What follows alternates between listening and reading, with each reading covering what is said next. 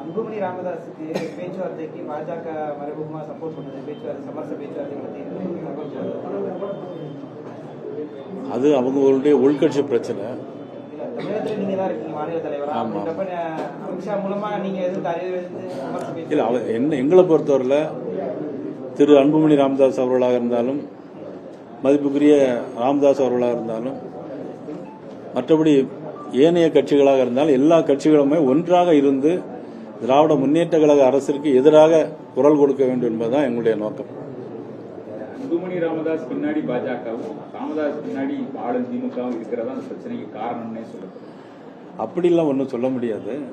நாங்க யார் பின்னாலையும் இல்லை. கூட்டணிக்கு வந்து அடுத்த வரக்கூடிய கூட்டணியில் அவர் அன்புமணி ராமதாஸ் ஏற்கனவே பாராளுமன்றத்தில் எங்களோட கூட்டணி இருந்தாங்க. தொடர்ந்து அவர் கூட்டணியில் வர வேண்டும் என்பதுதான் எங்களுடைய விருப்பமே தவிர யாருடைய பின்னணியில் இருந்து இயக்குவதாக ஒன்று இருந்து சொன்னால் அது சரியான கருத்து அல்ல. நீங்க வந்து நேற்றைக்கு சென்னையில் சொல்லும்போது வந்து திமுக கூட்டணியிலிருந்து தேர்தல் நெருங்கும் போது கட்சிகள் பிரிந்து வரும்னு சொல்லியிருக்காங்க. இதுக்கு முன்னாடி திருமாவளவன் சொல்லும்போது அவர் பாஜக திமுக கூட்டணி உடஞ்சி போயிடும் கிடைக்கும் நேரத்தில் என்ன காரணம்? இது போன்ற நிலைப்பாடு அப்படித்தான் இருக்கா இல்ல வந்து அவரு மதிப்புக்குரிய திருமாவளவன் சொல்வது வந்து சரியான கருத்து கிடையாது. அவர் அப்படி விருப்பப்படுறார், உடஞ்சு போகணும் அப்படின்ட்டு அவரு விருப்பப்படுறார். நான் என்ன விருப்பப்படுறேன்னா அவர் அங்கிருந்து வெளியே வரணும்னு நான் விருப்பப்படுறேன்.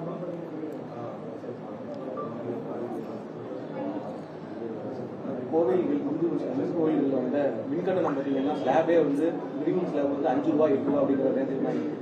பிற வழிபாட்டு தலங்களில் மின்கட்டணம் வந்து 3 ரூபா 5 ரூபா அந்த வழியாக வந்து ஸ்லாப் வச்சிருக்காங்க. ஒரு ஆர்டிஐ வந்து இது விவகாரமாக வெளியாகி பெரிய பேஸ் பொருளாக அமைஞ்சிருக்கு. இது எப்படி பார்க்குறீங்க? ஏற்கனவே மின்துறை அமைச்சர் நீங்கள் இருக்கிறீங்க. இல்லை, அதில் ஏற்கனவே பாகுபாடு இருக்குது. முன்னாடி ஆரம்ப காலத்திலிருந்து அந்த மாதிரி ஒரு டேரிஃப் வச்சிருக்காங்க.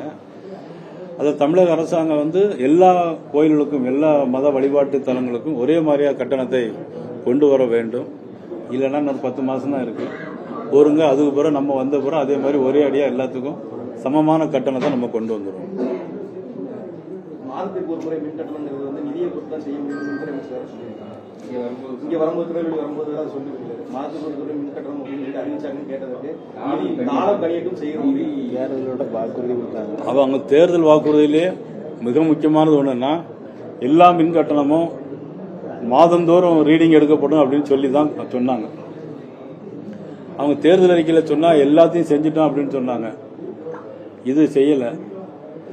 குடும்பத்துக்கு எல்லாத்துக்கும் 1000 ரூபாய் கொடுக்கணும்னு சொன்னாங்க. 2.5 வருஷம் கழிச்சு பாராளுமன்ற தேர்தலை முன்னிட்டு தான் அதை கொடுத்தாங்க.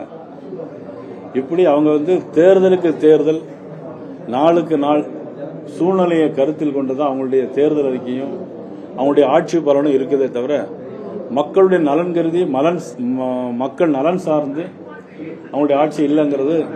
சொத்து வரி உயர்வு, மின்கட்டண வரி உயர்வு, ஆக அறிவிக்கப்படாமல் சொத்து வரி உயர்வு ஆண்டு ஒன்றுக்கு, அறிவிக்கப்படாமல் மின்கட்டண உயர்வு 6% ஆண்டு ஒன்றுக்கு. இது மக்களுக்கு பெருத்த சுமை ஏற்படுத்துகிறது. பால் விலை உயர்ந்திருக்கிறது. ஆக வீட்டில் வந்து இன்னைக்கு என்னன்னா சொத்து வரி கட்டுறதா, கரண்ட் பில் கட்டுறதா, பால் வாங்குறதாங்கிறதா இன்னைக்கு எல்லாம் பிரச்சனையாக இருக்கிற. விலைவாசி ஒரு பக்கம் உயர்ந்துகிட்டே போகுது. இதுக்கெல்லாம் முழுக்க காரணம் திமுக அரசாங்கம். அரசு ஊழியர்களுக்கு இன்னைக்கு ஓய்வூதிய பென்ஷன் இன்னைக்கு கொடுக்கல. 50,000 ஆசிரியர்கள் இன்னைக்கு பணி இல்லாமல் இருக்காங்க. டிஆர்பி எக்ஸாம் முடிச்சுட்டு பணி இல்லாமல் இருக்கிறாங்க. இதெல்லாம் அவங்களுடைய தேர்தல் அறிக்கையில் வந்த உடனே சொல்லுவோம் அப்படின்னு சொல்லி செய்வோம் அப்படின்னு சொன்னாங்க. ஆனால் இன்னைக்கு எதுவுமே அவங்க செய்யற மாதிரி இல்லை.